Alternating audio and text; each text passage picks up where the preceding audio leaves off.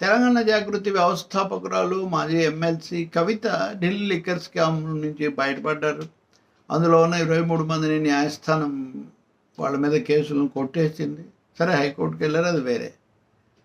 సహజంగా కవిత తొలిగా స్పందించారు. ఇవన్నీ అసత్యాలు నిలబడదని మేము ముందు నుంచి చెప్తున్నాను, రాజకీయ కక్ష సాధింపుతో కేంద్రం ఇలా చేయటం సరికాదు అని చెప్పారు. అలాగే మీ సోదరుడు తర్వాత తండ్రి గారు వీళ్ళతో కలుస్తారంటే మిగతా విషయాలను తర్వాత మాట్లాడతాను, మా అమ్మగారి దగ్గర ఆశీర్వాదం తీసుకున్నాను, అంతవరకు చెప్పారు. కవిత బీఆర్ఎస్ నుంచి ఎందుకు బయటకు వచ్చారు, వీటి మీద చాలాసార్లు మనం మాట్లాడాం. మొన్న కూడా మున్సిపల్ ఎన్నికల్లో ఒక మున్సిపాలిటీ వచ్చిందన్నప్పుడు, అలాగే ఇతర సందర్భాల్లో ఆమె చేసిన విమర్శలు, రాజకీయ విమర్శలు చేయొచ్చు, కుటుంబపరమైన ఆవేదన కూడా ఆమె వెలిబుచ్చవచ్చు.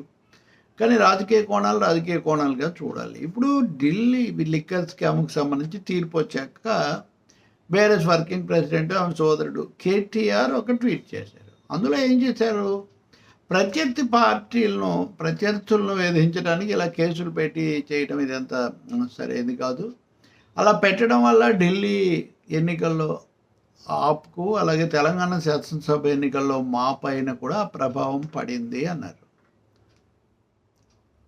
నా వల్ల ఓడిపోయామా, అసలు అది జరిగింది పార్లమెంట్ ఎన్నికల ముందు కదా, శాసనసభ ఎన్నికలప్పుడు నేను అరెస్ట్ కాలేదు కదా, దానివల్ల ఓడిపోయామని ఎలా చెప్తారని కవిత కూడా ఆగ్రహం వెలిబుచ్చుతున్నారు. ఆమె తనను తాను సమర్థించుకోవటము, పార్టీ మీద తన విమర్శలు చేయటం వరకు ఓకే, ఎవరికి అభ్యంతరం లేదు. అలాగే ఓడిపోవడానికి ఇతర కారణాలు ఉన్నాయి, అహంభావము, ప్రజలకు దూరం కావటము, ఇట్లాంటివి అవన్నీ కూడా నిజమే ఉండొచ్చు. కానీ ఈ కేసు లిక్కర్ స్కామ్ అనే దాంట్లో కేసీఆర్ కుటుంబం ఉంది, ముఖ్యంగా కవిత ఉన్నారని ఒక సుదీర్ఘంగా జరుగుతూ వచ్చిన ప్రచారం ప్రభావం ఏమీ ఉండదా రాజకీయాల్లో? ఆప్ మీద అయినా అంతే కదా, ఆప్ మీద ఉండడం నిజమైనప్పుడు, ఇప్పుడు ఉదాహరణకు కేజ్రీవాల్, మేము అప్పుడు ఓడిపోవడానికి దీనికి కారణంగా ఓడిపోయాము, ధైర్యం ఉంటే మోదీ గారు ఇప్పుడు ఎన్నికలు పెడతారా ఢిల్లీలోనే ఆయన సవాల్ చేస్తున్నారు. మరి ఏ విధంగా ఆప్ చేస్తుందో బీఆర్ఎస్ కూడా ఆ విధంగానే చేయాలి కదా. అరెస్ట్ కావడం ఒకటే కాదు కదా సమస్య, అంశమే చాలా కాలం జరుగుతూ వచ్చింది. అసలు కవితను ఎందుకు అరెస్ట్ చేయలేదు అని సవాల్ చేస్తూ వచ్చాయి ఇతర పార్టీలు, ప్రతిపక్షాలు అప్పుడు. కాబట్టి కేటీఆర్ మీద ఇతర విమర్శలు చేయొచ్చేమో, కానీ ఈ లిక్కర్ లేని దాంట్లో మా పార్టీని వాళ్ళని ఇరికించటం అన్నది మా అవకాశాలను, ఎన్నికల్లో మా విజయాలను దెబ్బతీసిందని ఆయన అన్నదాన్ని ఎందుకు ఆక్షేపించడం, అందులో నాకేం ఔచిత్యం, దాన్ని కూడా లేదని చెప్పడం, నా వల్ల ఓడిపోవటం, మీ వల్ల కాదు మోదీ వల్ల. అలాగే వాళ్ళు త్రిశూల వ్యూహం అని చెప్పి ప్రతిపక్ష ప్రభుత్వాలను వేధించటం వల్ల, వాళ్ళకి సంబంధించిన ముఖ్యమంత్రుల కుటుంబాలు వెంటాడటం వల్ల ఇది జరిగిందని దేశమంతా ఉన్న అభిప్రాయం మీరు కూడా చెప్పారు, మీరు కూడా చెప్తున్నారు కక్ష సాధింపు సరికాదని. ఇప్పుడు మిమ్మల్ని ఆ రోజు అరెస్ట్ చేసినప్పుడు మిమ్మల్ని బీఆర్ఎస్ నాయకురాలుగానే కదా అరెస్ట్ చేశారు, కేసీఆర్ కుమార్తెగానే కదా అరెస్ట్ చేశారు. ఇప్పటిలాగా మీరు అప్పుడు ప్రత్యేకంగా లేరు కదా.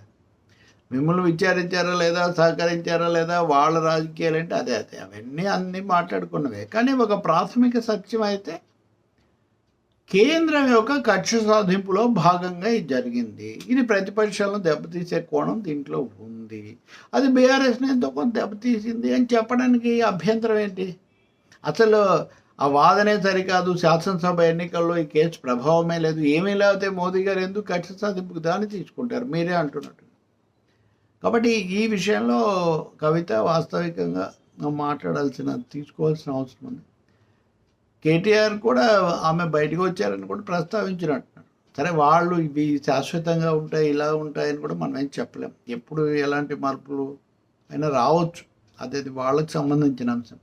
కుటుంబ పరంగా కానీ బీఆర్ఎస్ పరంగా కానీ ఏం చేసుకుంటారనేది వేరే విషయం. కానీ 2023 చివరిలో తెలంగాణ శాసనసభ ఎన్నికల మీద ఈ కేసు యొక్క ప్రభావం పడింది అన్నది నిజం. అది అనేక చోట్ల పడినట్టే ఇక్కడ కూడా పడింది. కేటీఆర్ దాన్ని సూచనగా చెప్తే దానికి పెద్ద అభ్యంతరం తప్పు అని భావించాల్సిన అవసరం లేదు. అరెస్ట్ కాకపోవటం ఎలా ఉన్నా ఆ ప్రచారం చాలా తీవ్రంగా సాగింది కదా.